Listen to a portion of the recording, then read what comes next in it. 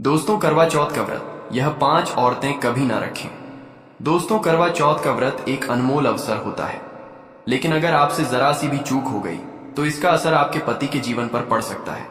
जी हाँ, कुछ ऐसी महिलाएं हैं जिन्हें यह व्रत भूल कर भी नहीं करना चाहिए, क्योंकि इससे न सिर्फ उनके जीवन में बल्कि उनके पति के जीवन में भी बड़ी परेशानियां खड़ी हो सकती हैं। और करवा चौथ की पूजा के दौरान अगर आपने यह 5 चीजें चढ़ा दी तो मान लीजिए कि आपके पति का जीवन संकट में पड़ जाएगा। इतना ही नहीं, कई सुहागिन महिलाएं करवा चौथ पर पूजा के दौरान कुछ ऐसी गलतियां कर बैठती हैं जिसकी वजह से उनका व्रत खंडित हो जाता है और उन्हें जीवन भर इसके परिणाम भुगतने पड़ते हैं। दोस्तों, अगर आप यह व्रत कर रही हैं तो इस वीडियो को अंत तक देखना बेहद जरूरी है, क्योंकि हम आपको बताएंगे कौन सी 5 चीजें चौथ माता को भूल कर भी नहीं चढ़ा चाहिए और कैसे आप अपने व्रत को पूरी शुद्धता और श्रद्धा से पूरा कर सकती हैं। याद रखें, करवा चौथ का व्रत माता पार्वती से जुड़ा है और सच्चे दिल से किया गया। यह व्रत आपके जीवन को सुख, समृद्धि और खुशियों से भर देता है। तो वीडियो को पूरा देखें और कमेंट बॉक्स में जय माता पार्वती जरूर लिखें। माता पार्वती के लिए एक लाइक तो बनता है। माता पार्वती की कृपा आप पर सदैव बनी रहे। दोस्तों, इस वीडियो को पूरा जरूर देखिए, क्योंकि इसमें बताई गई जानकारी आपके जीवन को पूरा बदल दे देगी। दोस्तों, इस बार साल 2025 में करवा चौथ की पूजा का शुभ मुहूर्त है। शाम 566 मिनट से लेकर शाम 750 तक 7 में का 2 तक रहेगा। दोस्तों, शुभ मुहूर्त के अनुसार पूजा पाठ करने का फल कई लाख गुना प्राप्त होता है और दाम्पत्य जीवन सुखमय हो जाता है। इस बार चांद निकलने का समय है शाम 754 का, जो कि इस 72 मिनट तक रहेगा। बार 2025 में जल्दी ही निकलेगा। दोस्तों, अब जानते हैं कि करवा चौथ पर चौथ माता को ऐसा क्या नहीं चढ़ाना चाहिए जिससे कि किसी प्रकार का पाप ना लगे। खासकर करवा चौथ पर ऐसी पूजा कोई भी सुहागिन महिला ना करे। तो आइए ये बातें भी जान लेते हैं कि करवा चौथ का व्रत किसे नहीं रखना चाहिए। दोस्तों, करवा चौथ पर भद्रा का साया रहेगा। भद्रा का समय इस साल करवा चौथ के दिन केवल 21 मिनट के लिए रहेगा, जिसका वास स्थान स्वर्ग लोक में है। इस दिन भद्रा का समय सुबह 6 पर शुरू होकर 656 तक रहेगा। भद्रा काल में ना तो खरीदारी करनी चाहिए, ना ही घर से बाहर निकलना चाहिए। भद्रा समाप्त होने के बाद ही यह सब शुभ कार्य करने चाहिए। चौथ का मेकअप, साड़ी, सूट, गाउन, जितने भी वस्त्र और मेकअप की चीजें हैं, भद्रा समाप्त होने के बाद ही खरीदनी चाहिए। भद्रा का त्याग करके किया गया कार्य बहुत ही शुभ माना जाता है। यदि भद्रा में कोई शुभ कार्य किए जाए, जैसे वस्त्र खरीदे जाएं या मेकअप खरीदा जाए, तो व्रत खंडित माना जाता है। घर में दुख और दरिद्रता का वास हो जाता है और जीवन पर ग्रहण लग जाता है। पति पत्नी के जीवन में अनबन हो जाती है। वैसे ज्यादा घबराने की जरूरत नहीं है, क्योंकि भद्रा कुछ ही समय की है और वह भी सुबह के समय रहेगा। बाकी का समय पूरे दिन अनुकूल है। सबसे पहली बात, करवा चौथ का व्रत सुहागिन महिला या जिनका रिश्ता तय हो गया है वही स्त्रियां रख सकती हैं। अगर कोई महिला अपने पति से लड़ाई झगड़ा करती है और नफरत करती है तो ऐसी महिला को यह व्रत नहीं रखना चाहिए, क्योंकि यह पर्व प्यार का है, नफरत का नहीं।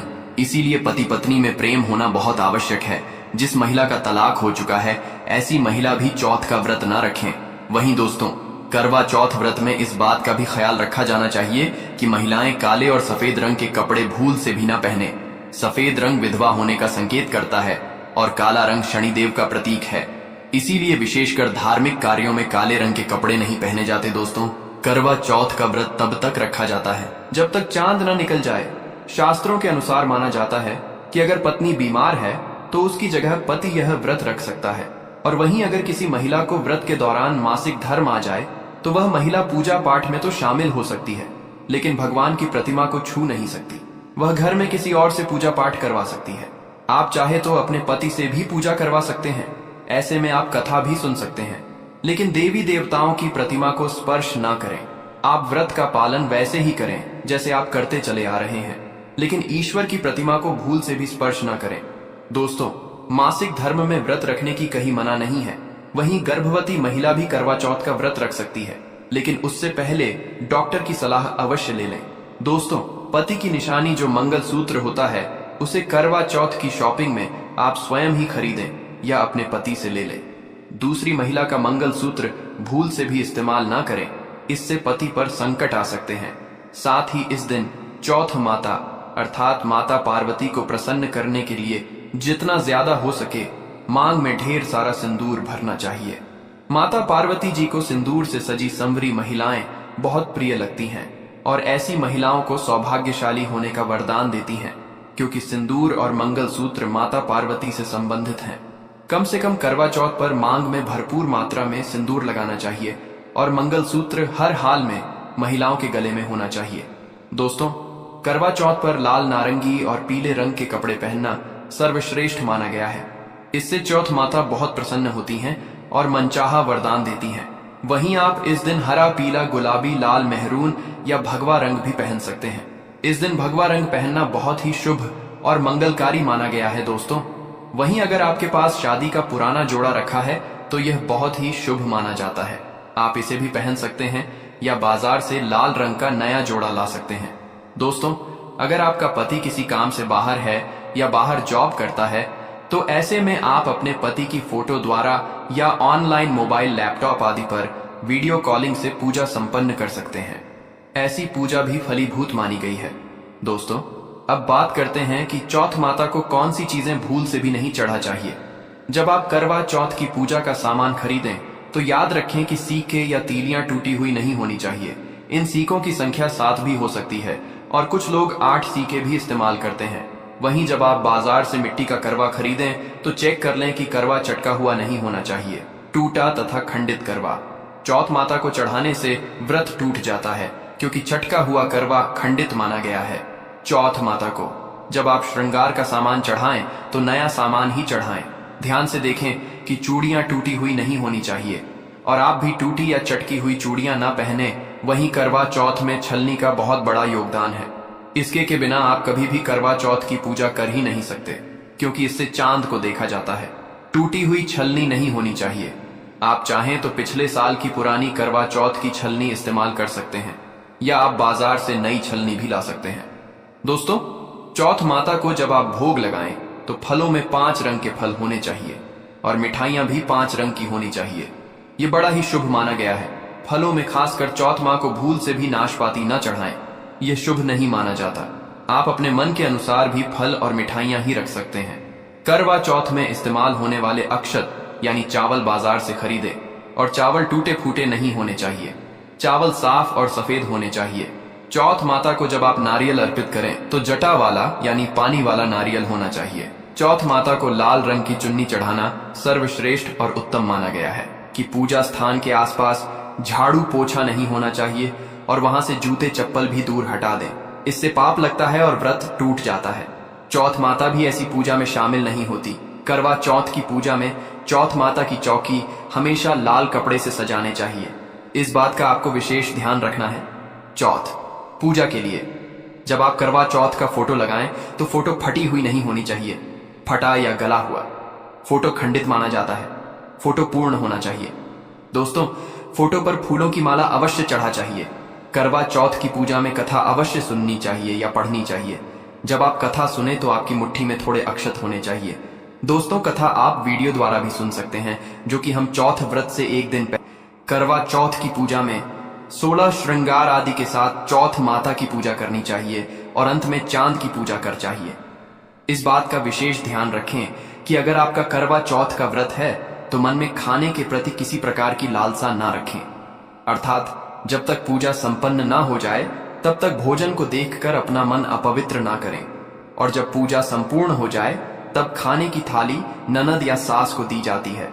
साथ में थाली में दक्षिणा स्वरूप भेंट अवश्य डालें और सासू मां से आशीर्वाद लेना ना भूलें। अंत में पति के साथ भोजन ग्रहण अवश्य करें। और अगर आपका पति आपके पास नहीं है या किसी काम से बाहर हो तो ऐसे में आप अपने पति का नाम लेकर भोजन ग्रहण कर सकते हैं। इससे व्रत संपूर्ण और सफल हो जाता है। दोस्तों, अगर आपने करवा चौथ वाले दिन अपने पति के ऊपर यह उपाय कर लिया तो समझो आपका पति आपकी हर एक बात मानेगा, क्योंकि ये जो उपाय हम आपको बताने जा रहे हैं अक्सर माताएं बहनें अपने पति से कभी कभी परेशान हो जाती हैं। वहीं कई पति तो ऐसे होते हैं जो अपनी पत्नियों को दुख और तकलीफ के सिवा और कुछ नहीं देते। दोस्तों, कई ऐसे व्यक्ति होते हैं जो अपनी पत्नी को मारते पीटते हैं और गंदी गंदी गालियां देते हैं। इसीलिए यह जो उपाय आज हम आपको बताने जा रहे हैं, इससे आपका पति हमेशा आपके आगे पीछे ही घूमेगा, आपकी हर एक बात मानेगा, आप जो बोलोगी वही करेगा और दोनों में प्यार बढ़ जाएगा। पति पत्नी के बीच नफरत कम हो जाएगी।